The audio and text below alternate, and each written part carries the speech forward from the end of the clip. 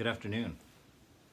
Hey, yesterday, since we were talking about freedom from the Dhammapada, it got me to thinking about it overnight. And so I went to one of my favorite sages, Sri Nisargadatta, and picked up his book, I Am That, and just looked at some of the things he said about freedom and wanted to share one of the question and answer couplets from that book with you. It's amazing on its insight. If you don't know who he is, look him up, Sri Nisargadatta, online. He was a cigarette maker in Bombay, which is one of my reasons for just being one of my favorites. I'm weird in that way, actually.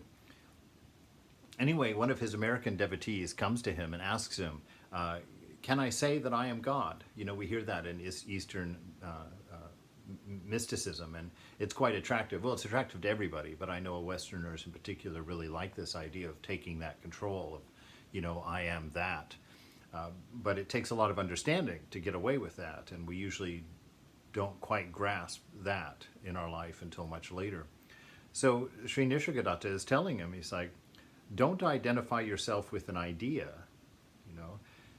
pointing out immediately, when you say God, you have no idea what you're talking about. This is an infinite concept of infinite complexity and things that cannot fit in the mind.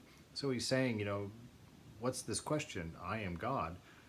He says, if you mean by God the unknown, then you're merely saying, I don't know who I am. And he said, if you do understand God as you understand self, then there's no point in saying it. You just don't need to say it. So he's really saying it doesn't make sense to say that you are something that you know nothing of, to identify with something that is beyond identity. So really the short answer is no, but he really says some beautiful things here that I want to share. He says, best is the simple feeling I am. Dwell on it patiently. Here, patience is wisdom. Don't think of failure. There can be no failure in this undertaking. This is figuring out what you are. It's part of your nature. It's your inheritance. There is no failure. There's nothing to lose here. You will and must figure out who you are. Be patient and just consider this idea of being. He says what everybody says. The questioner says, but my thoughts won't let me. When you sit down, you can't just become aware. The mind starts analyzing and starts theorizing and wanders to different things and pays attention to what the body's feeling and what it's wanting, and then follows ideas, out and just gets completely lost. We're completely unable to concentrate. And that's by and large a lot of what we're trying to accomplish in our spiritual practice, is getting some concentration skills, being able to hold our mind together for a moment. And Sri Nisargadatta here is giving some excellent pointers. Listen to this. Pay no attention. All right, so what? Your thoughts are wandering. So what? Just don't pay attention to them. Let them wander. Let them say. Let them yell. Let them scream. Let them play. You stay separate. Maintain that sense of being, I am. Maintain that sense of awareness that I'm watching thoughts. I don't have to react to them. They are not defining me. This is very helpful, I've pointed out in the past, for dealing with depression, dealing with any of your addictions. They belong to the mind and belong to the body. They don't belong to you. You are not having to respond to them. You don't have to engage with them. They are optional. Your thoughts, your needs, your desires, your wants, your hopes, your dreams, they are optional. So you can say to yourself, I'm looking through a depressed mind. I'm not depressed. Depression has nothing to do with me. I am the infinite potential. I'm infinite love. I can serve and give and care at any moment. I'm infinite intelligence. I can sit here and know the meaning of my thoughts because I'm intelligent. The intelligence belongs to me. The mind is just presenting, just making noise. It's like going to the movie theater, and yeah, you can watch the screen. You don't have to engage in the story. You can remember that you're sitting in a movie theater. Pay attention to the popcorn. You see, that's generally what he's saying here, but there's a lot of power in that kind of thinking, a lot of power in it. And don't make too many judgments up front, because you find on contemplating the idea that it's not so. A lot of those questions answer themselves as you think deeply on this matter. He says, don't fight them. Don't fight your thoughts. Just do nothing about them. Let them be, whatever they are. Your very fighting them gives them life, because they are not sentient. They are just the product of a bodily organ, just like the sweat under your arms is part of the organ of the being. It is not yours, it belongs to the body. So the mind secretes thought. One thought follows the other. The previous thought implicates the next thought.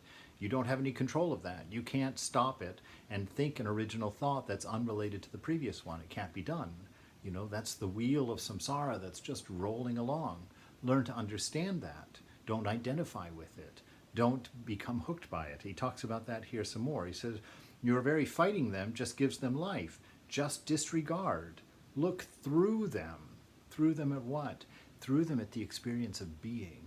Find out what is that thing that is unchanging, within which all of this change is happening. Look through the changing to experience the self, who you are, your being, that is not changing. Remember to remember. Whatever happens, happens because I am.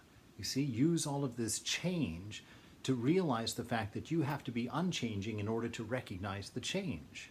If you were changing with the changing, it would be like riding an elevator. You can't see the elevator move because you are within the system itself. Step outside the elevator, step outside the body-mind, and watch the mind move, watch the body move, he's saying. Look through it and use that changing nature of things to remind you of that which is not changing in you. Remember to remember, whatever happens, happens because I am. All reminds you that you are. Take full advantage of the fact that to experience, you must be.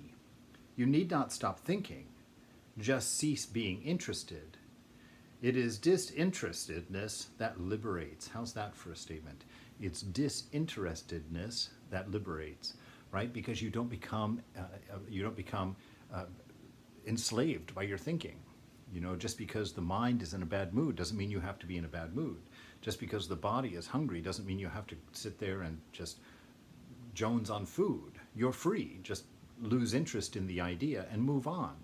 It's a matter of practice. It's a matter of understanding and really establishing that idea that you're not the body and you're not the mind. Their requests and their problems are not yours. In understanding this, in focusing on this, and really rooting yourself on that unchangeable rock within, that sense of being, that sense of intelligence, that sense of bliss, that sense of being, in that lies this freedom, he's saying. You need not stop thinking, just cease being interested. It is disinterestedness that liberates. Don't hold on. That is all. The world is made of rings. The hooks are all yours. Make straight your hooks, and nothing can hold you. Give up your addictions. All right? This is primary. Recognize what your addictions are. Life is really just an addiction, in a sense. Pay attention to what your addictions are. Let go of them, because addictions are purely ignorance.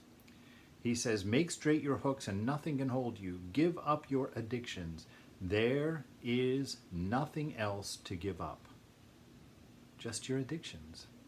Give up your addictions.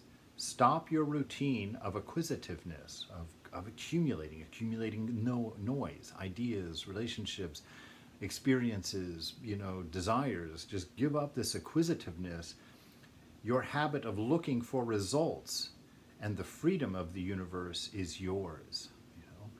Give up this acquisitiveness, this idea of fulfilling desires being what's doing your life or making your life sustainable or making your life happy or making your life joyful, because it in fact is making your life a life of slavery. He says, give it up, and the freedom of the universe is yours. Be effortless. Be effortless. All of this is high philosophy, but really it's very practical. It can set you free from all of the things that bind you down, from moods, dispositions, from stress, from anxiety.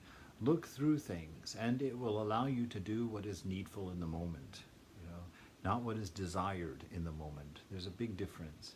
If you do what is needful in the moment, the results become better. If you do what is desired in the moment, you go into slavery. Anyway, words on freedom from Sri Nisargadatta. Let me know in the comments what you think. your concerns about them, your questions about their truth or not truth. Let's have a conversation if you like. Anyway, have a great one. Be patient. There is no failure in this endeavor.